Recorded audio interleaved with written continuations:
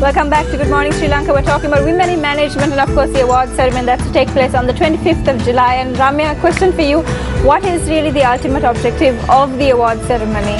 Yeah, the ultimate objective is that the discovered gems, like the icons and the people who most of women would emulate, be focused on their mandate, their role, on empowering and actually providing some sort of a leadership by example to take this message, to take this empowerment to the peripheries out of Colombo, past the districts, past the provinces, so that it's actually a national thing, that women would see them and emulate them, and they would lead the way to be like an example to most people to learn from, to also replicate what their actions are, and that would actually be the ultimate objective in selecting those sort of people who would be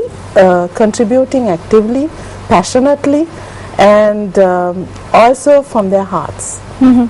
Now, of course, the women who've applied or been shortlisted for these various categories have already done that. But let's talk about the different categories, because there's a wide range of backgrounds that you can apply from. So, Sulochana, if you can tell us about the different categories. Yeah, there's I would say first the career categories, from human resources, IT, marketing, all the career, like legal, everything, professional and career. We have around 15 categories. Apart from that, we have entrepreneurship skills, like small, large, and also we have for upcoming, that is mostly for rural. Then we have these women who are helping another women personally, if she may not having an organization. Then we have a separate called media, where women standing up for women, right? Then we are giving the role models category. Then the organization who are empowering women is mostly, I would say, women, people, whatever in this thing, people who are doing something for women, it's the award categories are there. Mm-hmm. Women, recognizing women, that's what we're talking about today. And of course, you pride yourself on the transparency of these awards and making sure that the people who are obviously there to judge, or the criteria, are people who are from reputed backgrounds themselves. Let's talk a little bit about the judging process and the judges for this year. Yes, this year Rohan Tatukorala is there. I think he's a well-known economist, and then Rohanta actually was sitting to overall as the overall experienced person. He was the last time panelist also. Then we have got from the government sector, and that is Samadani Kirivandeniya, the CEO or the chairperson of the group. Then the private sector corporates, we have Mrs. Indrani Fernando, hospital CEO. Then for the career women, we have got the head of general manager of insurance, last time award winner. Then to the military and all that, thinking about the defense and all that, we have got the media's police spokesman, SSP Ajit Rohana.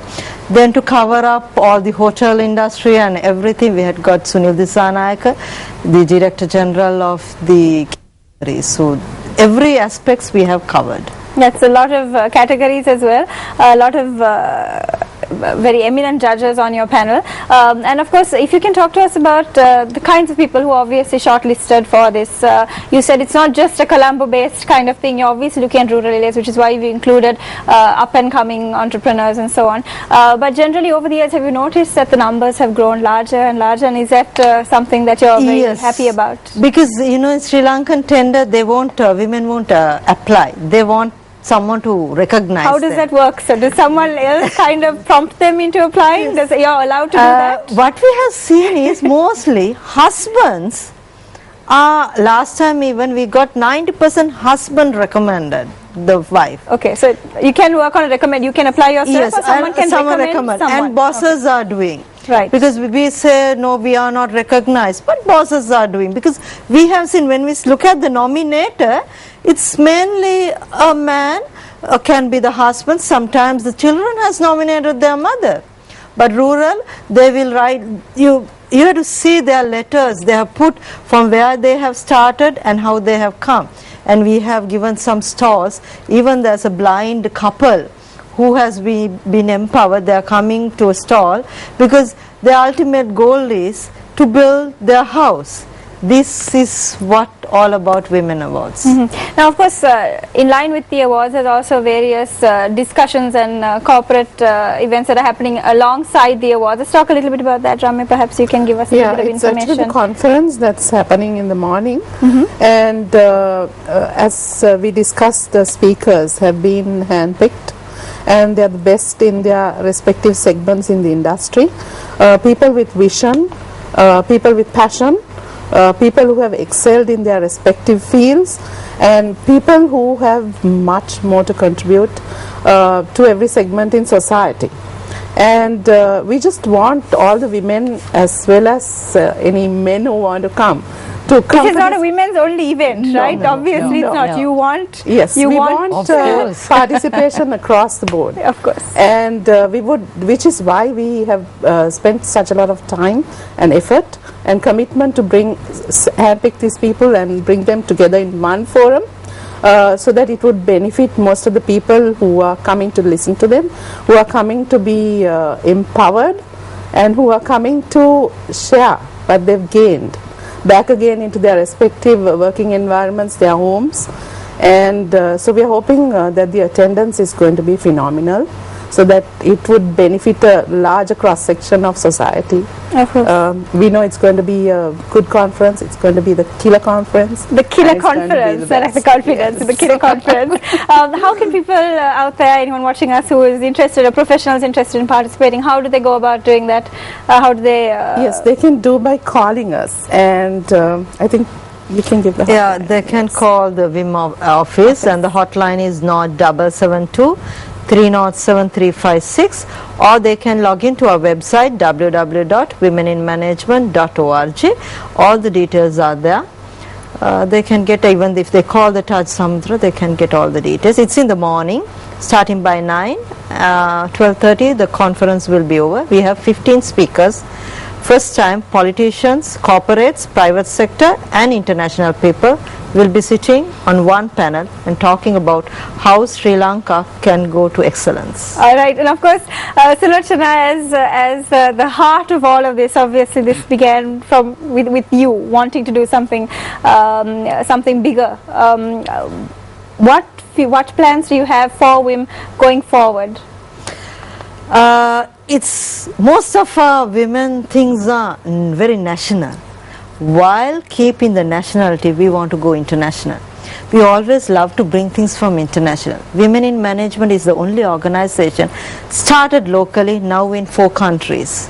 So we want to take all our best women from national to international. That is our objective.